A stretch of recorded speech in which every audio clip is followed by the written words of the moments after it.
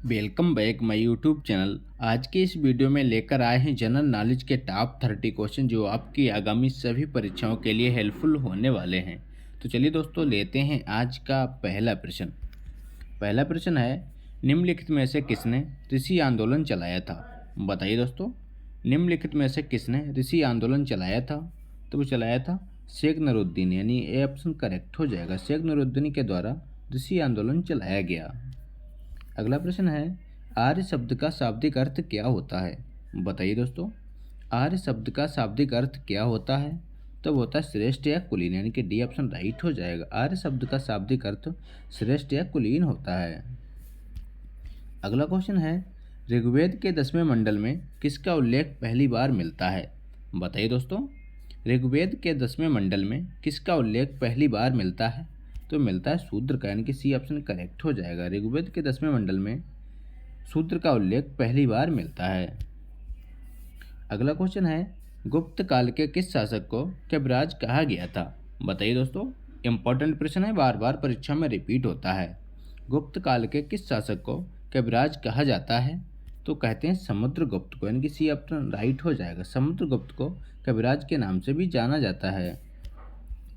अगला प्रश्न है, टीपू सुल्तान ने अंग्रेजों के साथ युद्ध करते हुए कब वीरगति प्राप्त की? बताइए फ्रेंड्स, टीपू सुल्तान ने अंग्रेजों के साथ युद्ध करते हुए कब वीरगति को प्राप्त की थी?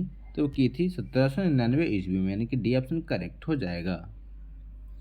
अगला प्रश्न है, कांग्रेस ने भारत छोड़ो आंदोलन का प्रस्ताव किस वर्ष पारित किया? बताइए साथियों, कांग्रेस ने भारत छोड़ो आंदोलन का प्रस्ताव किस वर्ष पारित किया था? तो वो किया था 1942 ईस्वी में, यानी कि बी ऑप्शन राइट हो जाएगा। 1942 ईस्वी में कांग्रेस ने भारत छोड़ो आंदोलन का प्रस्ताव पारित किया था। अगला प्रश्न है, देवनागरी लिपि को राष्ट्र लिपि के रूप में कब स्वीकार किया गया? बताइए साथियों, मोस्ट इंपॉर्टेंट क्वेश्चन है। देवनागरी लिपि को राष्ट्र लिपि के रूप में कब स्वीकार किया गया?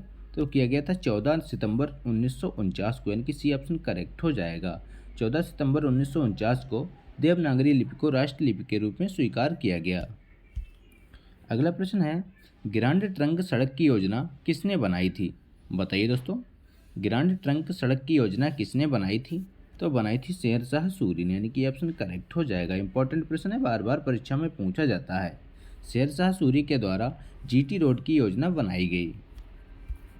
अगला प्रश्न है, किसने यह प्रतिपादित किया कि प्रत्येक गांव पंचायत का गणराज्य होगा?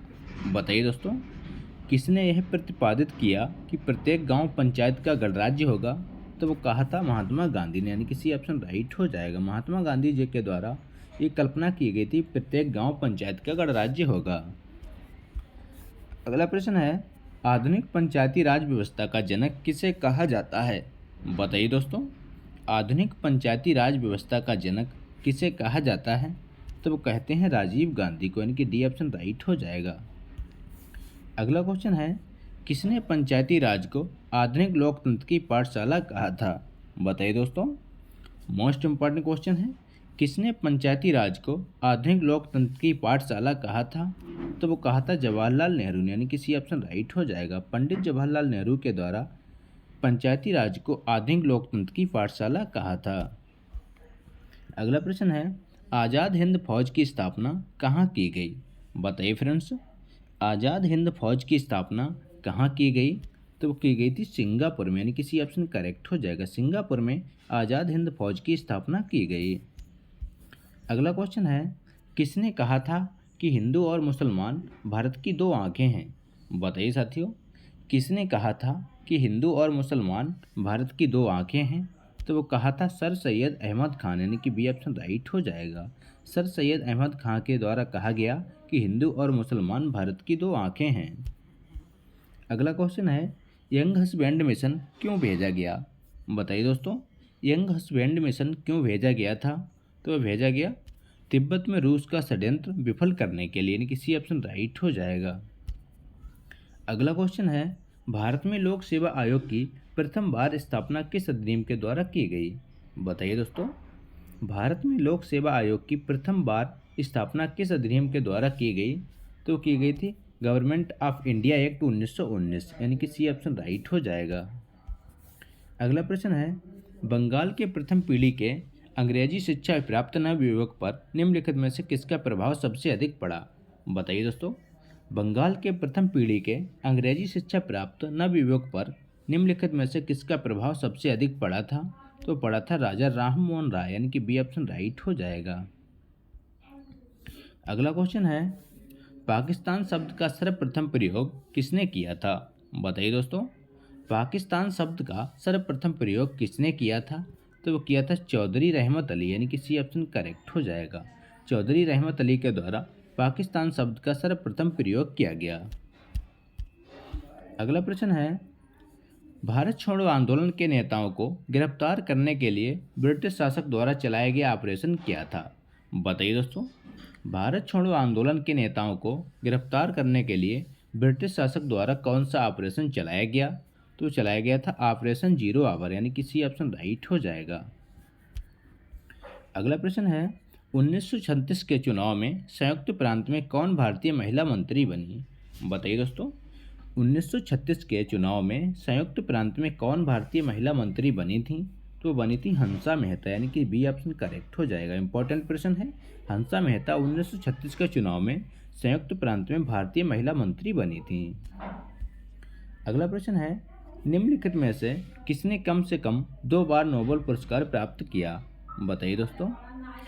तो वो किया था मैडम क्यूरी, यानी कि डी ऑप्शन राइट हो जाएगा। मैडम क्यूरी के द्वारा कम से कम 2 बार नोबेल पुरस्कार प्राप्त किया गया। अगला क्वेश्चन है, निम्न में से कौन सा संगठन कलिंग पुरस्कार प्रदान करता है? बताइए दोस्तों। निम्न में से कौन सा संगठन कलिंग पुरस्कार प्रदान करता है? तो वो करता है यूनेस्को, यानी कि ऑप्शन राइट हो जाएगा। यूनेस्को के द्वारा, यूनेस्को एक ऐसा संगठन है जो कलिंग पुरस्कार प्रदान करता है। अगला प्रश्न है, साहित्य क्षेत्र में ज्ञानपीठ पुरस्कार पाने वाली प्रथम महिला कौन थी? बताइए दोस्तों। साहित्य क्षेत्र में ज्ञानपीठ पुरस्कार पाने वाली प्रथम महिला कौन थी? तो वो थी आशा पूर्णा देवी, यानी कि बी ऑप्शन राइट हो जाएगा। आशा पूर्णा देवी साहित्य क्षेत्र में ज्ञानपीठ पुरस्कार पाने वाली प्रथम महिला बनी थी। अगला प्रश्न है, भारत रत्न सर्वप्रथम किसे प्रदान किया गया? बताइए साथियों। सर्वप्रथम भारत रत्न किसे दिया गया था?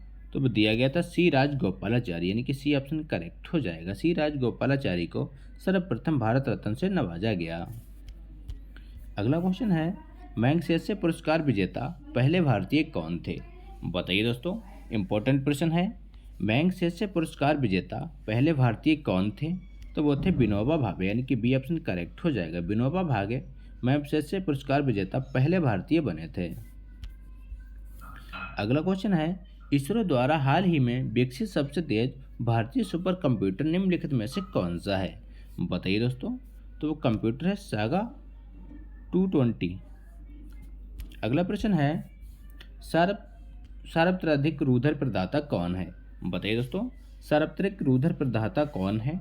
तो वह ओ वर्ग, यानी कि ओ वर्ग सर्व रूधिर प्रदाता माना जाता है। अगला क्वेश्चन है, महात्मा गांधी की हत्या किसने की थी? बताइए दोस्तों। सिंपल सा क्वेश्चन है, महात्मा गांधी जी की हत्या किसने की थी? तो वो की थी नाथूराम गॉडसे, यानी कि ऑप्शन करेक्ट हो जाएगा। नाथूराम गॉडसे के द्वारा महात्मा गांधी जी की हत्या की गई। अगला क्वेश्चन है, all India trade union Congress के पहले अधिवेशन की अध्यक्षता किसने की थी? बताइए दोस्तों। All India trade union Congress के पहले अधिवेशन की अध्यक्षता किसने की थी? तो वो की थी लाला लाजपत राय, यानी कि ऑप्शन करेक्ट हो जाएगा। लाला लाजपत राय के द्वारा all India trade union Congress के पहले अधिवेशन की अध्यक्षता की गई। अगला प्रश्न है, किस अमेरिकी राष्ट्रपति ने गुलामी को संपूर्ण रूप से बंद कर दिया? बताइए साथियों। किस अमेरिकी राष्ट्रपति ने गुलामी को संपूर्ण रूप से बंद कर दिया था? तो वो किया था अब्राहम लिंकन, यानी कि डी ऑप्शन करेक्ट हो जाएगा। अब्राहम लिंकन के द्वारा गुलामी को संपूर्ण रूप से बंद कर दिया गया। अगला प्रश्न है, इनमें कौन सा जंतु कुछ ही समय पूर्व विलुप्त हुआ है? बताइए साथियों। इंपॉर्टेंट प्रश्न है, कौन सा जंतु कुछ समय पूर्व विलुप्त हुआ है? तो वो जंतु है डोडो, यानी कि बी ऑप्शन करेक्ट हो जाएगा। तो ये थे दोस्तों आज के इंपॉर्टेंट प्रश्न। अगर वीडियो अच्छा लगा हो तो लाइक करें, दोस्तों के साथ शेयर करें और चैनल पर नए हो तो चैनल को सब्सक्राइब करना ना भूलें।